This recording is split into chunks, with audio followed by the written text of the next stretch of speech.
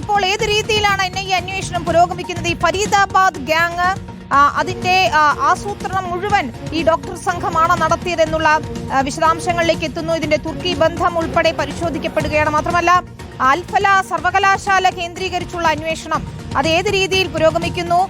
അവിടെ തന്നെ ചില ബ്ലോക്കുകൾ കേന്ദ്രീകരിച്ചാണ് ഡോക്ടർമാർ ആസൂത്രണം നടത്തിയതെന്നുള്ള നിർണായക വിവരങ്ങളുമാണല്ലോ പുറത്തു വരുന്നത്.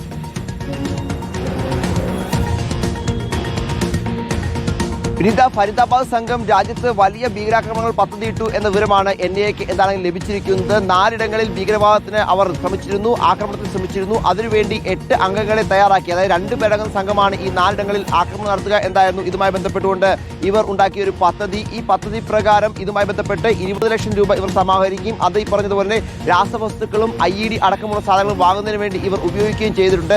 IED ബ്ലാസ്റ്റ് ആണ് എല്ലായിടത്തും ഇവർ നിശ്ചയിക്കുകയും ചെയ്തിട്ടുണ്ട്. ഇതുമായി ബന്ധപ്പെട്ട പ്രത്യേക പരിശീലനം അടക്കം ഇവർക്ക് ലഭിച്ചിട്ടുണ്ട് എന്ന വിശദാംശങ്ങളാണ് പുറത്തേക്ക് വന്നത്. പ്രത്യേകിച്ച് 2022 ഉമർ നബി അടക്കമുള്ള ആളുകൾ തുർക്കിയിലേക്ക് പോയിരുന്നു. തുർക്കിയിൽ വെച്ച് ഇവർ ഇതുമായി ബന്ധപ്പെട്ട പരിശോധനകൾ, അതോടൊപ്പം ഇതുമായി ബന്ധപ്പെട്ട മറ്റ് പരീക്ഷണങ്ങൾക്കൊക്കെ വേദിയായി. അതോടൊപ്പം തന്നെ അവിടെ വെച്ച് ഇവർക്ക് ഇത്തരത്തിൽ ബ്രെയിൻ വാഷിംഗ് അടക്കമുള്ള നടപടികൾ ഉണ്ടായി എന്നടക്കമുള്ള കാര്യങ്ങൾ NIA സംഘം ഇപ്പോൾ വ്യക്തമാക്കിയാണ്. തുർക്കിയിൽ വെച്ച് തന്നെ ഇവർക്ക് കൃത്യമായി തന്നെ വേണ്ട എല്ലാ നിർദ്ദേശങ്ങളും ലഭിച്ചിരുന്നു എന്നാണ് നമുക്ക് വിവരമുള്ളത്. അതോടൊപ്പം തുർക്കിയിലുള്ള ചില ആളുകൾ, ചില ഏജന്റുമാരുമായി ഇവർ നിരന്തരം സമ്പർക്കത്തിൽ ഏർപ്പെട്ടിരിക്കുകയും ചെയ്തു എന്നടക്കമുള്ള വിശദാംശങ്ങളും ഈ ഘട്ടത്തിൽ പുറത്തേക്ക് വരുന്നുണ്ട്.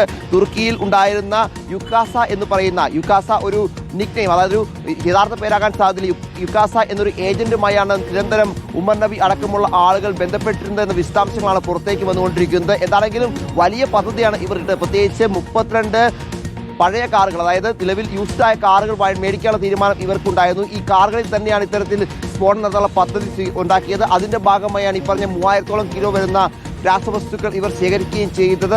അത്തരത്തിൽ എല്ലാ പദ്ധതികളും ഇവർ ആവിഷ്കരിച്ചിരുന്നു എന്ന് വേണം മനസ്സിലാക്കാൻ. പ്രധാനപ്പെട്ട ഇതൊരു കാര്യം, പ്രത്യേകിച്ച് ഈ ഉമറിന്റെയും ഒപ്പം മുസ്ലിമിന്റെയൊക്കെ ഡയറികളടക്കം ഇതിനോടകം തന്നെ അന്വേഷണ സംഘം എടുത്തിട്ടുണ്ട്. അവർ താമസ സ്ഥലത്ത് നിന്ന് അതിലൊക്കെ പല വിശദാംശങ്ങളുണ്ട്. പ്രത്യേകിച്ച് നവംബർ 8 മുതൽ നവംബർ 12 വരെയുള്ള ദിവസങ്ങളിൽ രേഖപ്പെടുത്തിയിരിക്കുന്ന കാര്യങ്ങൾ കോഡ് രൂപത്തിലാണ് രേഖപ്പെടുത്തിയിരിക്കുന്നത്. ആർക്കും മനസ്സിലാകാത്ത രീതിയിലാണ് രേഖപ്പെടുത്തിയിരിക്കുന്നത്. അതോടൊപ്പം തന്നെ ബാബറി മസ്ജിദ് തകർത്തതിന്റെ വാർഷിക ദിനത്തിൽ ദില്ലിയിലടക്കം ഇവർ സ്ഫോടന പദ്ധതികൾ ആവിഷ്കരിക്കാൻ, അത്രയും നടപ്പാക്കാൻ തീരുമാനം എടുത്തിരുന്നു എന്ന വിശദാംശങ്ങളൊക്കെ പുറത്തേക്ക് വരുന്നതാണെങ്കിലും ഫരീദാബാദ് ഇതിന്റെ പ്രധാന കേന്ദ്രമായിരുന്നു എന്നാണ് നമുക്ക് മനസ്സിലാവുന്നത്. അൽഫലാഹ് സർവകലാശാല കേന്ദ്രീകരിച്ചുകൊണ്ട് വലിയ ഭീകരവാദ പ്രവർത്തനങ്ങളാണ് ഈ സംഘം നടത്തി വന്നത്. അത് പ്രത്യേകമായി തന്നെ അവിടെ ഇതിനൊരു സംഘം തന്നെ ഉണ്ടായിരുന്നു, ഡോക്ടർമാരുടെ ഒരു സംഘം തന്നെ ഉണ്ടായിരുന്നു എന്ന് അറിയാൻ കഴിയുന്നു. അതിന്റെ ഭാഗമായാണ് ഇപ്പോൾ ഇത്തരത്തിൽ ഈ പ്രവർത്തനങ്ങളെല്ലാം ഏകോപിപ്പിച്ചുകൊണ്ടിരുന്നത്. കൂടുതൽ ആളുകളുടെ അറസ്റ്റ് അടക്കം അവിടെ ഉണ്ടാകും എന്ന് നമ്മൾ പ്രതീക്ഷിക്കുകയും ചെയ്യുന്നു. മറ്റൊരു പ്രധാനപ്പെട്ട കാര്യം, ഈ അൽഫലാഹ് സർവകലാശാല കേന്ദ്രീകരിച്ചുകൊണ്ട് വലിയ അന്വേഷണം നടത്താൻ പോകുന്നു എന്നുള്ളതാണ്. പ്രത്യേകിച്ച് അൽഫലാഹിന് എവിടെ നിന്നാണ് സാമ്പത്തിക സഹായം ലഭിക്കുന്ന അടക്കമുള്ള കാര്യങ്ങൾ എൻഫോഴ്സ്മെന്റ് ഡയറക്ടറേറ്റ് പരിശോധിക്കും എന്ന് അറിയാൻ കഴിയുന്നു. അതോടൊപ്പം തന്നെ ഇതുമായി ബന്ധപ്പെട്ടുകൊണ്ട്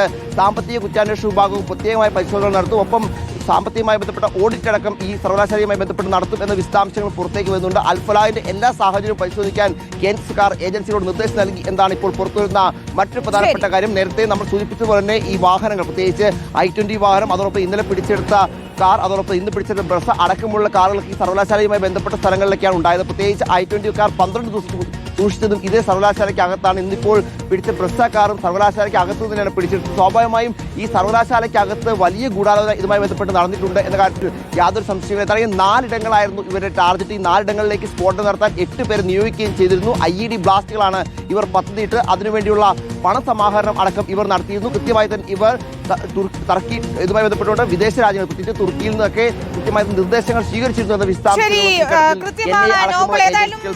ഈ വൈറ്റ് കോളർ ടെററിസ്റ്റുകളിൽ കൂടുതൽ പേരുണ്ടോ എന്നുള്ള അന്വേഷണം കൂടിയാണ് നടക്കുന്നത്.